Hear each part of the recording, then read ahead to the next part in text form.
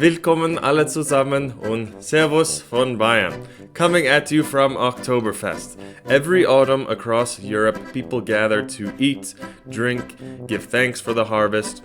And today we think of beer tents in München, candles lit on All Saints' Day, or the Slavic festival of Dozniki, or just carnivals, pumpkin patches, county fairs, or whatever goes on near you at this time of year. But behind these traditions lies something much older, and that is pagan harvest festivals, where people honor the gods, the spirits of the dead ancestors, and the turning of the seasons. And in this video, we're going to look at some of the pagan elements of Oktoberfest and link them to practices from confirmed pagan celebrations at other parts of Europe and the Germanic world.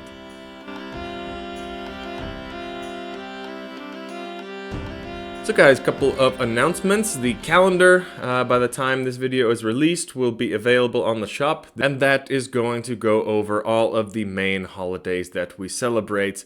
Another announcement, we are going to be hosting more events like this. A few of you came out to Oktoberfest this year. There's an event coming for Vetternatter in October in North Carolina.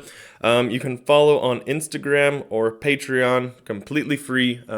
And there will be a lot more events and details coming soon for gatherings and meetups, so check in there.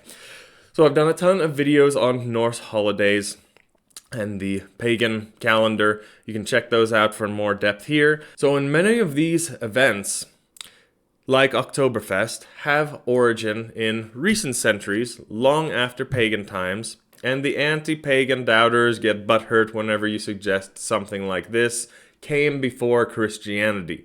So of course, full disclaimer at the start of this video, we can't prove Oktoberfest came from pagan times, but we can prove that there were original pagan celebrations at this exact same time of year, in all likelihood that evolved into the events like Oktoberfest and many others. And these are the things that we're looking for. So, Oktoberfest began October in the year 1810 as a royal wedding celebration for Crown Prince Ludwig and Princess Teresa. Although born as a wedding festival, it was deliberately scheduled to after the harvest, when the grain and hops were plentiful, making it easier to brew the beer.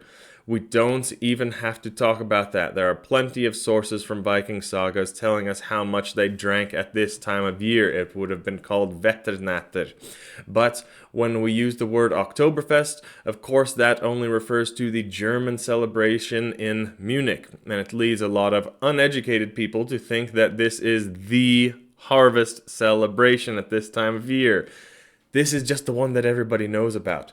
There are countless others, smaller regional ones from the Germanic and Celtic world. Many of them we actually have sources confirming their origin in pagan times. This was the biggest celebration of the year for many cultures, so we had some sort of harvest celebration everywhere, honoring agricultural and fertility gods, rituals, sacrifices, connection to ancestral spirits, celebrating abundance, and feasting after the harvest. Vetternatter is by far the most common high festival listed in the sagas, in the Germanic tradition. Also about the timing, Vetternatter was at the start of winter. They divided their calendar into 2 seasons, not 4, so the start of winter is in October. It took place 3 days around the full moon. The pagan calendar, it would be called Blood Moon on account for the sacrifices that were taking place. And guess what? Oktoberfest this year finished exactly on the day before this moon, October 6th. But that changes, of course, from year to year. And actually, the original Oktoberfest, the whole thing was in October.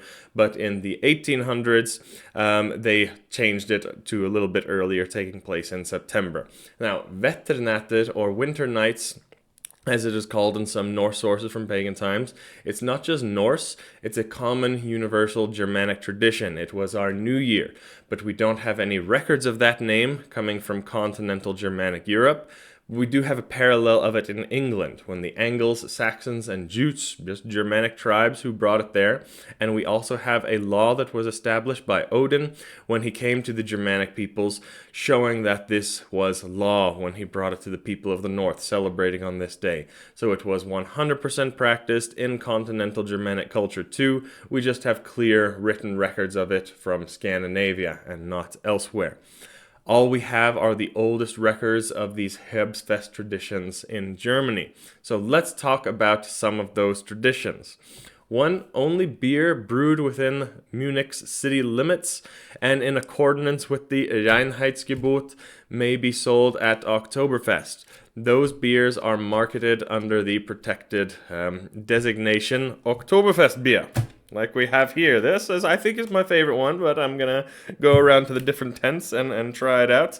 But yeah, there were a few reasons for this Reinheitsgebot. It was basically a law prohibiting any ingredients in beer other than these. And there are a few reasons for this.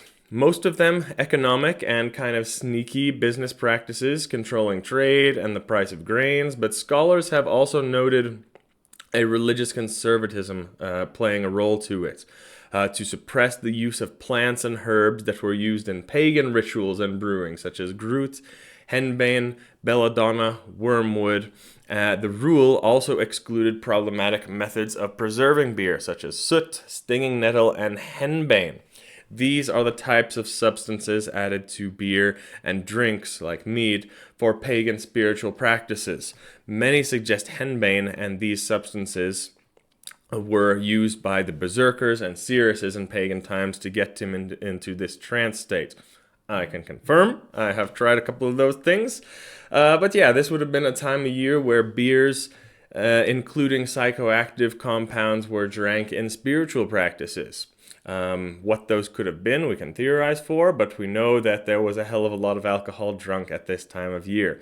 But of course, that was outlawed, and even today, Oktoberfest still follows these guidelines prohibiting pagan brewing practices and ingredients. I wonder what it is they are trying to hide from us that is not in these beers today. There were also horse races practiced at the first Oktoberfests, modeled on the medieval Scharlachrennen, once run at the Karlstor. Now we're getting into something much older, right? Tons of records from Scandinavia, especially of horse races at this time of year, but also horse fights. These were called skeið, which literally means race ground, and we have records of this all the way back to the 9th century Iceland from sagas and law codes. Even more archaeological finds depicting horse fights, and sources about that going all the way back to the migration period, even in continental Germanic Europe. So horse races and horse fights, a long time pre-Christian Germanic tradition. Why do you think white boys like rodeos so much? It has persisted in America, but we used to have this in Germanic Europe more than a lot of other places. And of course, we can consider the ancient Greek and Roman chariot races. Fun fact here about tracing back, a Greek delegation that visited Oktoberfest in the year 1832 later cited the festival and the horse races as a model for the Zappas Olympics, which were precursors to the modern Olympic Games that we have. And they were inspired by the horse races at Oktoberfest and the events there, reminding them of their ancient history and Olympics. So the Greeks came to Oktoberfest and were inspired to bring back their ancient history from 2,000 years without the Olympics almost. However, the unofficial sport of the Oktoberfest is the Maßkrugstemmen, or steinholding, in which competitors hold a full stein of beer out in front of them as long as they can. So this is an Oktoberfest tradition, of course, but plenty of evidence of all kinds of other sports at the pagan harvest festivals. Swimming, running, wrestling, and others. There were no feats of strength like the Steinhold, but they had plenty of competitions in the sagas recorded about stone lifting, like stone. So they were lifting these stones And we think that this could be the reason that these steins are made out of stone material, clay or pewter or other earthenware. Fun little connection there. A couple other well-known traditions of Oktoberfest that could have much older roots. The tapping of the first keg. Munich's mayor opens the festival. Not much we can say about that, tying it to any pagan tradition, but maybe it originates in a chieftain or priest opening the pagan festival and blessing the alcohol or the feast. That's possible, but we have no sources about that. Then we have the costumes, and specifically the Hunters Parade that initiates Oktoberfest. So this is super ancient. The hunt tradition and the sacred act of all of this at this time of year goes back long into pre-Christian times. The Menabunds, or the Korios, the band of young men who were initiated and went out on their ritual hunt at the start of winter, sometimes lasting a few days and sometimes lasting a few months. But it started at this time of harvest. You can compare it to the wild hunt legends, which comes around the New Year or Christmas time or the solstice in later tradition, but more evidence that it was originally practiced at the harvest, at the start of the year. I'm writing a whole book on these sources, too long to go into here, but there is a clear link to Oktoberfest hunters there and pre-Christian hunt rituals. Another thing is the attire and the flirting signals. Many visitors, including me, wear the lederhosen, or the girls wear the traditional dirndl. The position of the dirndl, the apron bow, used to communicate, it doesn't do so much anymore today, but it used to communicate a woman's status. Tied on the left signifies that she is single, on the right means that she is taken, and if it's tied in the center, it usually indicates virginity. So this reminds us of some other fertility and mating rituals from pagan cultures around the time of the harvest. There's not much sources about that from Germanic cultures because we celebrated our fertility rituals more in the spring. But there's a ton of Greek and Roman sources. We had the ancient festival of Haloa or Allo, but it was celebrated after the first harvest, which would have been around the midsummer. But there was a second one, Thesmorphia, held after the second harvest in October month, or around that time. Both included fertility rites, and both are related to harvest and marriage between men and women. This is what is called agrarian magic. So notably that the Thesmorphia's participants were all respectable and married women. So in a sense, the festival itself segregated women by marital status, and only wives could attend in this original Greek one. This is reminiscent of how at modern Oktoberfest, simply wearing a dirndl apron tied on a certain side immediately tells whether a woman is married or single. The next one you guys are going to love, the Bavaria statue. The statue, which was erected in 1850, what is it? Oh, it's just Bavaria. It's a personification of the Bavarian land and soil. A goddess, one might say. A clear example of animism. The coolest thing about this statue is that it was actually the first colossal statue since classical antiquity to consist entirely of cast bronze. First statue since pagan times, 1500 years before, of that magnitude, and it's built right here in front of a building resembling a Greek-style temple called the Frame Hall. You see the Crown Prince Ludwig. He felt a spiritual closeness to Greece. He was an enthusiastic admirer of ancient Greece, and Ludwig's second-born son, Otto, was actually proclaimed King of Greece in 1832, and Ludwig was a fan of paganism in general. This is the guy who basically had every part in founding the modern Oktoberfest, and he had many monuments like this built all over Germany, one called Valhalla Temple.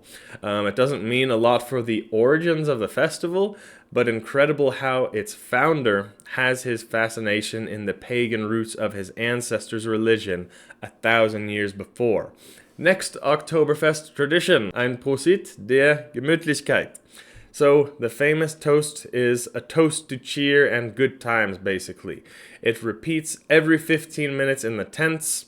There is a pagan parallel to this. In the Norse and Anglo-Saxon symbol feasts, mead horns were passed around with drinks and toasts to the gods and toasting to the ancestors and bragging about one's deeds.